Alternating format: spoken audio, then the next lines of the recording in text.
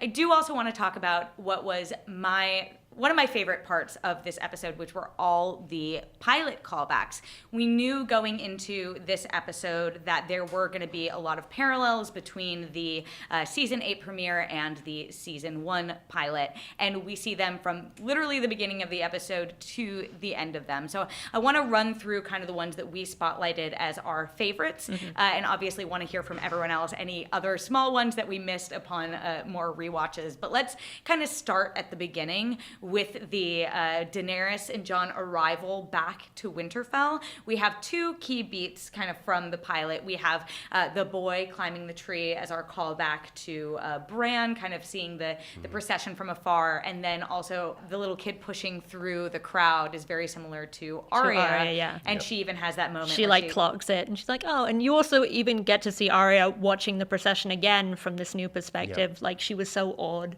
seeing Robert's whole procession the first time, and now it's like Jon and people she knows. I also liked, it's not a direct sort of callback, but it's like an echo of the way that Sansa greets Daenerys, Khaleesi, is very reminiscent of the way that Catelyn Stark had to welcome Cersei to Winterfell in the first episode too. So I don't know if there's any significance to that, if they're saying that there's a similar dynamic there, but it was frosty. It was for sure frosty there between was shade. them. Yeah, and there obviously was a certain amount of coldness, not between Ned and Robert, which would probably be more similar to Jon and Sansa, but certainly in terms of Ned and Cersei, which would be more similar to Daenerys and Sansa, kind of questioning the new person's motivations for coming there. Yep. But definitely, I mean, there are far fewer Starks now than there were at the beginning of the series, but so wonderful to see them all finally back together in this way, even though we were missing a couple. And I like that even though it's not from the first episode of the show,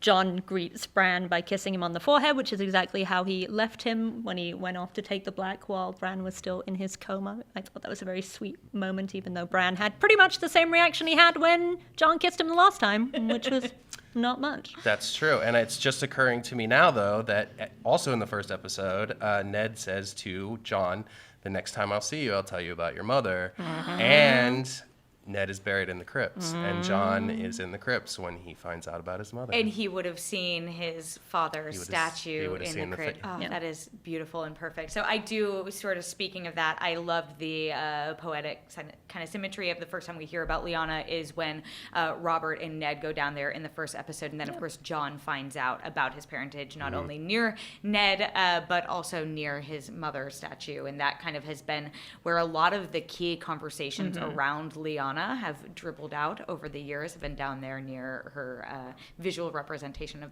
in the show, and I really appreciated they had that there. Totes emotion. There are some other ones we picked up on though.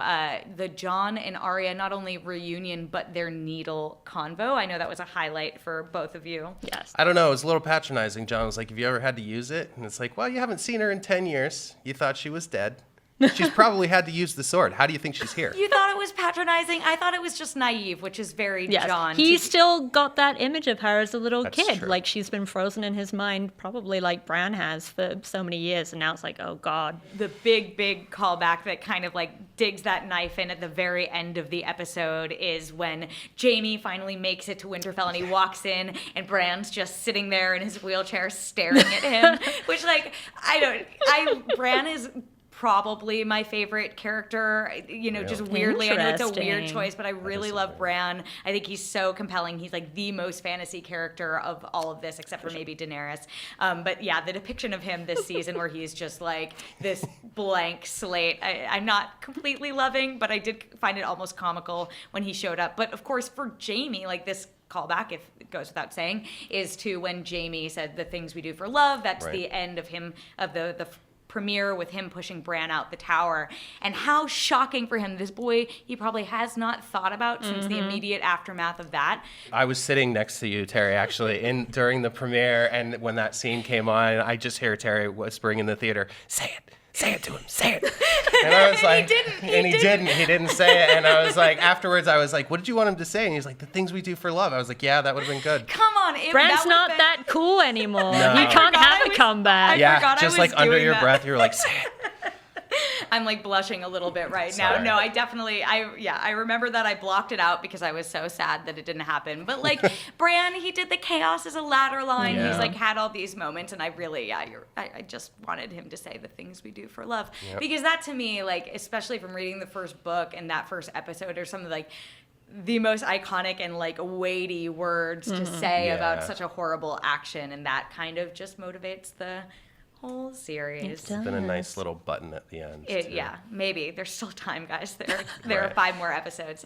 So those are our main ones that we noticed kind of from the pilot or premiere to the pilot to premiere, but there were 2 other ones that we wanted to shout out that weren't callbacks to just this episode, to the season 1 premiere, but to previous episodes. The first being John, like we said, John kind of bringing Dany to a similar location to what he brought Ygritte, which we all were not completely sold about. No, and Dany's lines were very similar to what Ygritte said. It was like, Can we stay here forever, or something like, along those we lines. can run away yeah. and no one will Let's ever not go find back. us. Yeah. And those are not very Dany-like sentiments yeah. either. Yeah, it was kind of strange. Well, it was forced, just like John trying to get that date to work twice. Yeah. And then the other one that we noticed was the very cute Gendry calling Arya "my lady," Yep. which Love it. I loved her comeback too, where she's like, "I am the only like noble girl you've ever met." Yeah. Or, You don't Right. know any rich girls. Yeah. Right.